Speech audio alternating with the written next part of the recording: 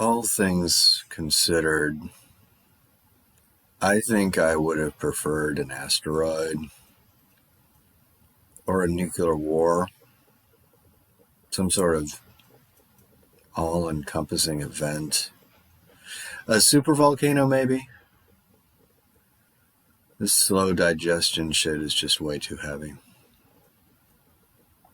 Also, I have Marcia's head in a bag here next to me. This is Still Life with Zombies.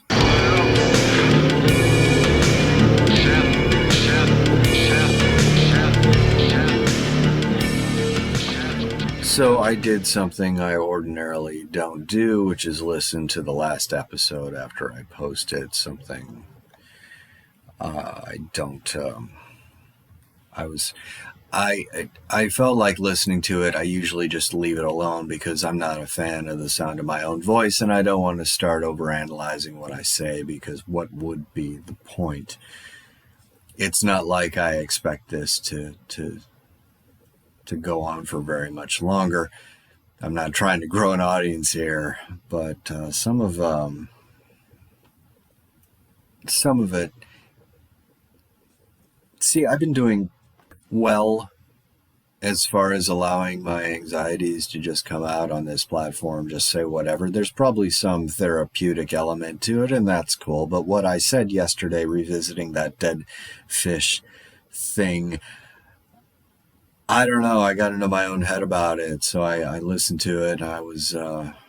There was a strange feeling in my head that I was listening to someone. If had he been in a zombie movie, he would have died like almost immediately. Or if he was in Walking Dead, he would have showed up in season 4, lasted 2 episodes, and got eaten. And sometimes your mind takes a left turn, and before you know it, you're in the hallway scooping up a dead woman's head in a Trader Joe's reusable bag. I have doused it with this bottle of cologne that an ex of mine bought me for my birthday or something, called Lucky You, which the bottle was full because I never used it. Sorry, Candela, we obviously have different tastes, and that may have been why we were only together for 3 months. I'm glad you're okay where you are in Boston, and I put your cologne to good use because it's been sitting in a medicine cabinet for 3 years now. So Marcia smells better. There she is, in a bag. Welcome, Marcia. So I mentioned asteroids and supervolcanoes as better alternatives for the end of the world, which, all things considered, this is probably what we're looking at right now. I can't see this getting any better.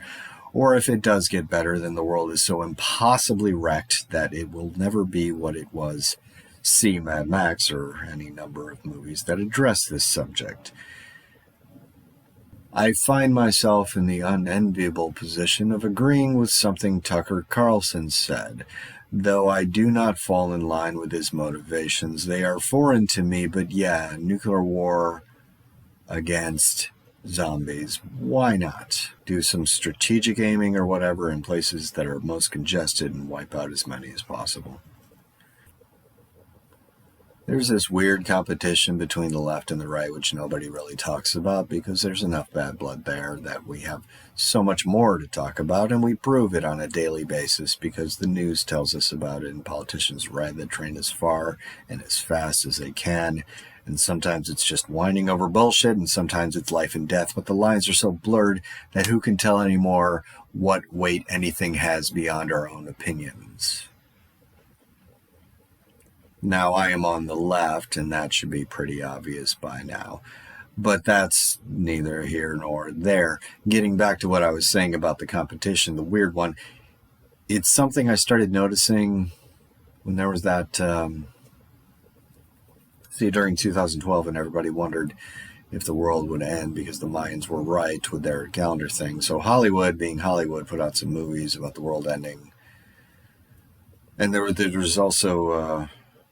there was a movie that came out before. I don't remember when. I saw it once, the day after tomorrow, which is just a mess, but Jake Gyllenhaal is in it and he does fine work.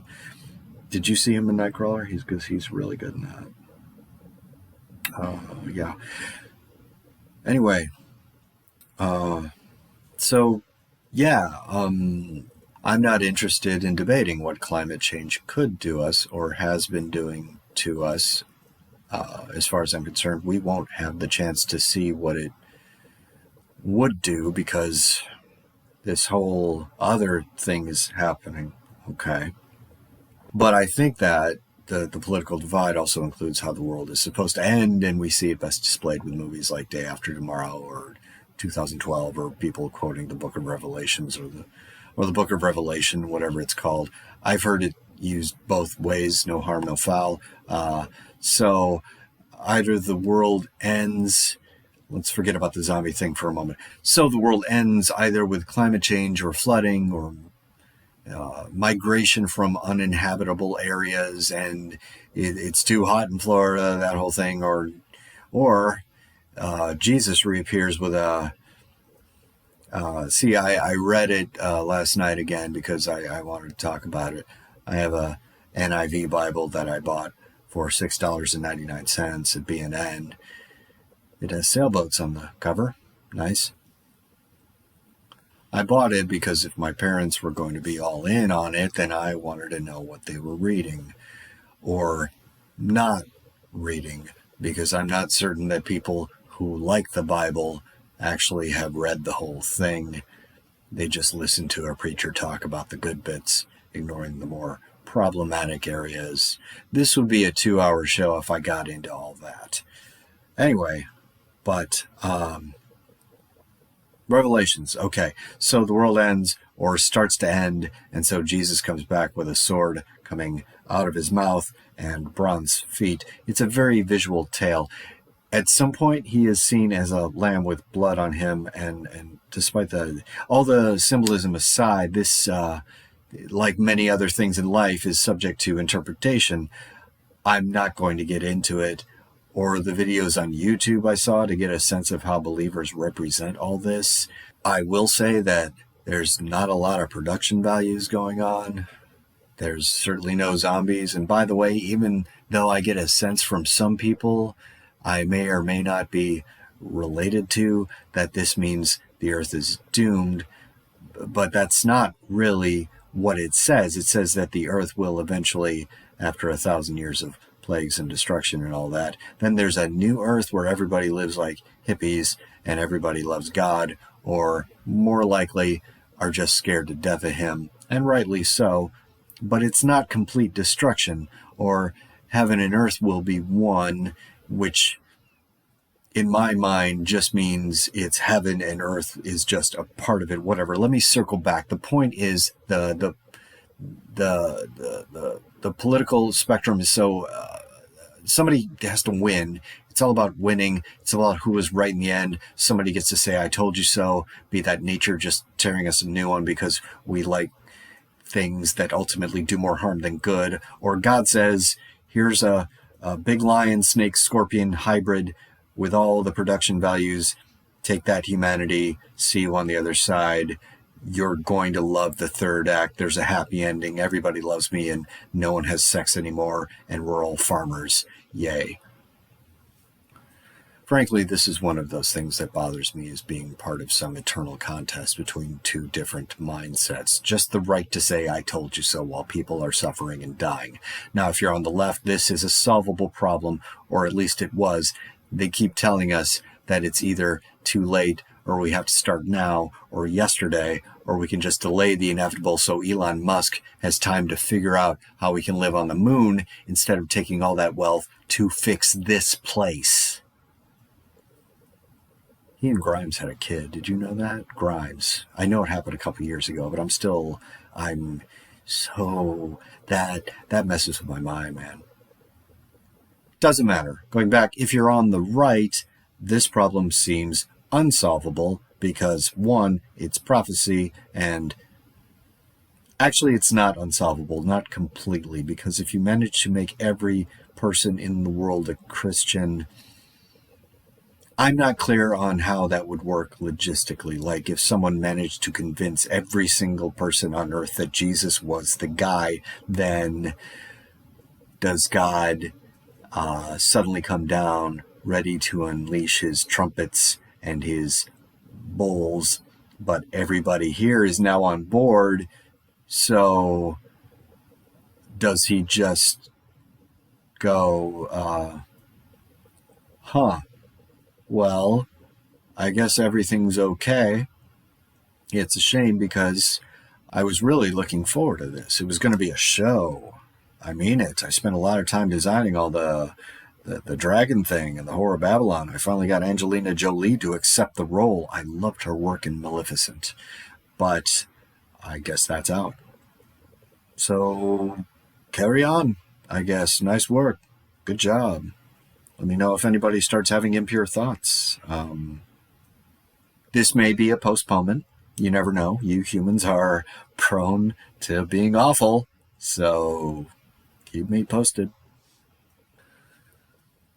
All this, of course, is predicated on the idea that zombies are not a thing. So this whole argument doesn't really matter right now because I don't think anyone was in the zombie corner. No one was bringing that possibility to the table, aside from maybe some small corner of nerddom I'm not aware of, liberal nerds, whereas maybe some right-wing survivalists thought it was a possibility, seeing it as a plague or something. It's hard to judge, but I'm certain that wherever they are sitting back and saying, I told you so. This is not something that needs winning, is my point, whether or not it's a moot point. This all sucks, and we have to live with it or in it for whatever time we have left, que sera, sera.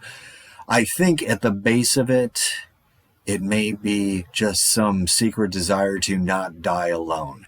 To imagine that when you die, everyone also dies, so you are not alone in your death, and time, as we are capable of measuring it, ceases when you do.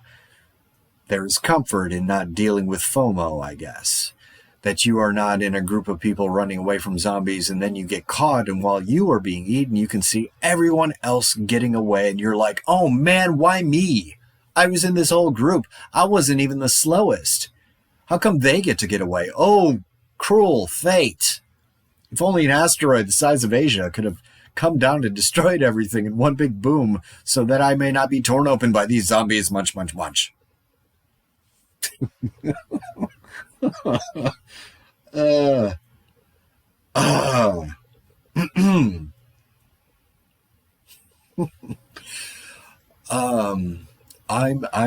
I'm not sure where my roommate Eric is.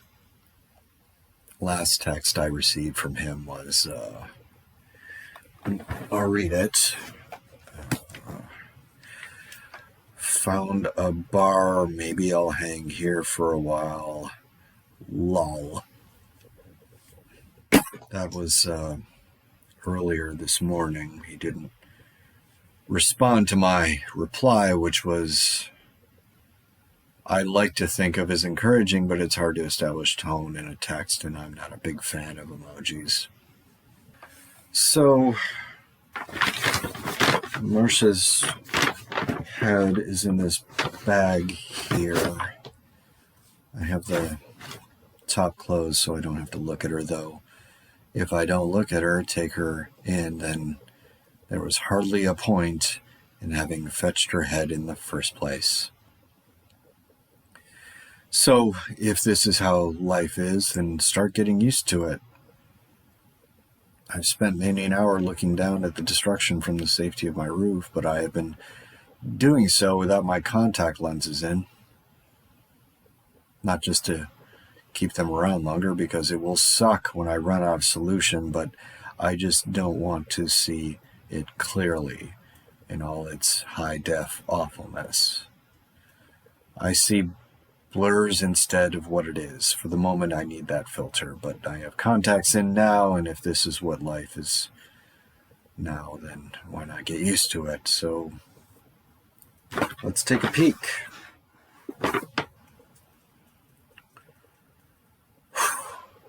It's like, okay, when I was a kid, my dad's a war historian. He got a degree in that, so he has a ton of books about World War II and the Civil War and whatever we did to Native Americans. He's a reader. He found his passionate subject and he pursued it. He doesn't teach it, but he has the degree, much like I have a degree in theater, but no longer pursue it. We're a lot alike in some respects. But when I was a kid, I'd look through his books, and let's say, for example, I was browsing his books about what happened in World War II, specifically looking at pictures of the Holocaust.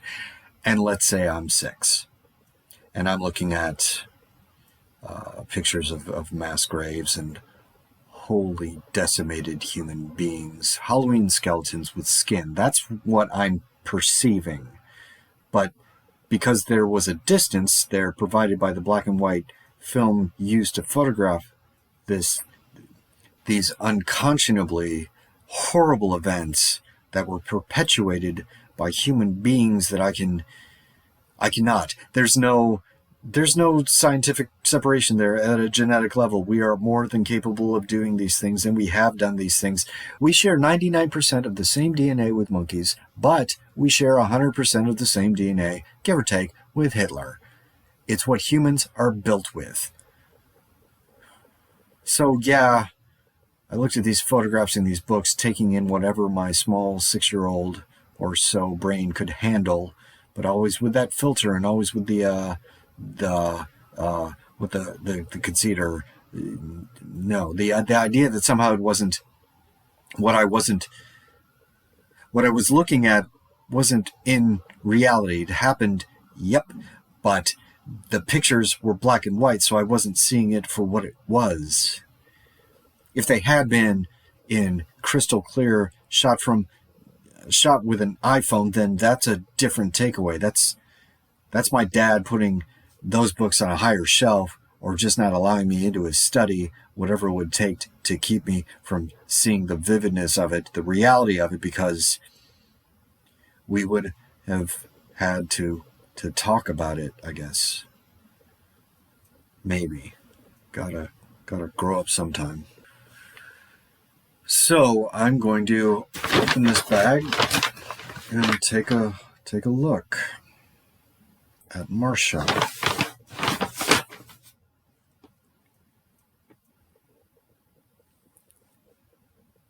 Pretty concerned that, I don't know how zombies work. Is it just like the movies? Some movies where the head can remain alive after it's been removed from the body, so you need to smash the brain so it will no longer be active.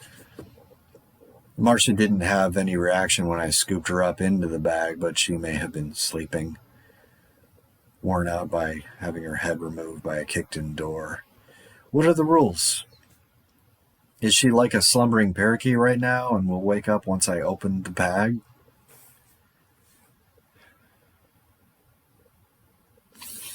Okay, I'll just, I'm just going to open the top of the bag, and she doesn't have arms, she doesn't have a body, she can't get me. Worst case scenario, I have a head that wants to eat me, but can't because lack of a body. Hands are important when wanting to grab something. That's a truth right there that you cannot escape knowing. Hands are a big deal. Lucky You is pungent in great quantity. It's got real staying power. It's better than the alternative. Okay. I've opened the bag. I haven't looked into it. I've just opened it. Now I'm looking into it. She's face down, so I can't.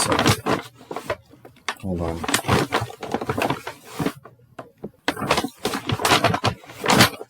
This is what my life is now, trying to move a bag around so I can see the face of a dead woman.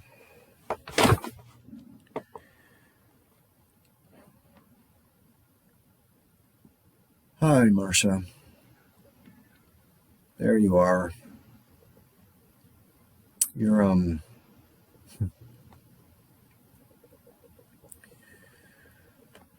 I bet you used to be a nice person. Your eyes are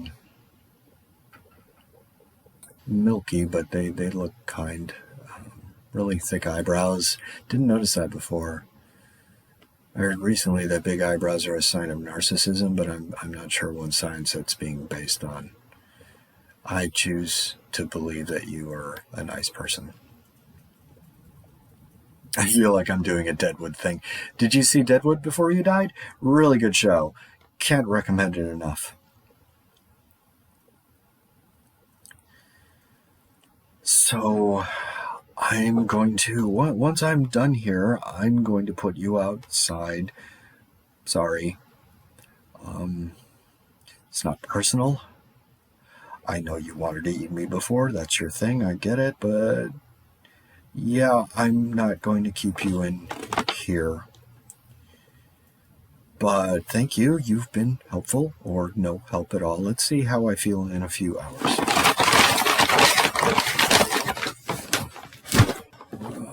I'm going to go now. Gotta put Marcia out. Like, share, and don't die.